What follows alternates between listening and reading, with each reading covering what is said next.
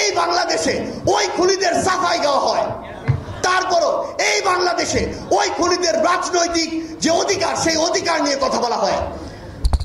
যেই খুনি বিগত 16 বছরে পরিবারের কয়েকজনের খুনের মায়া কান্না করেছে, সে যদি মায়া কান্না না করত ওই খুনি কিভাবে 2000 মানুষকে খুন করতে পারত?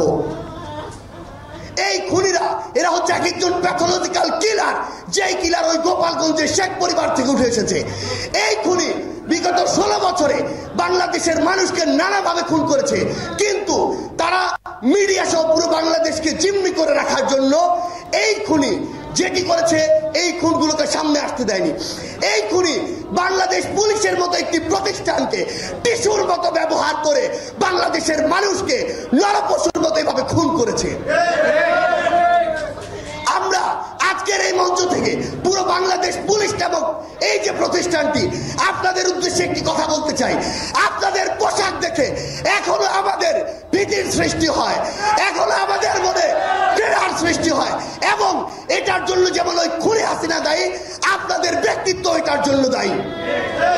আপনারা ক্ষমতার লোভে, পদের লোভে ওই পোশাকটিকে ধারণ করে অপব্যবহার করে সারা বাংলাদেশে নানা রকম কুকর্মে সহযোগিতা করেছেন। ওই বাংলাদেশ সেনাবাহিনী যদি চাইতো 10,000 মানুষকে 5 তারিখে খুন করে ওই খুনি হাসিনাকে মসনদে বসিয়ে রাখতে পারতো, তারা কিন্তু সেটা করেনি। তারা তাদের প্রতিষ্ঠানের সম্মানের কথা চিন্তা করেছে। আপনারা কিসের কথা চিন্তা করেছেন? আপনারা চিন্তা করেছেন আপনাদের পদবীর কথা, ওই খুনির হুকুমের কথা, ওই খুনির দাসত্বের কথা। আবার এই যে মা বাবাদের জীবন গিয়েছে, রক্ত গিয়েছে, এই পরিবারগুলোর উত্তর আপনারা আজকে কিভাবে দিবেন?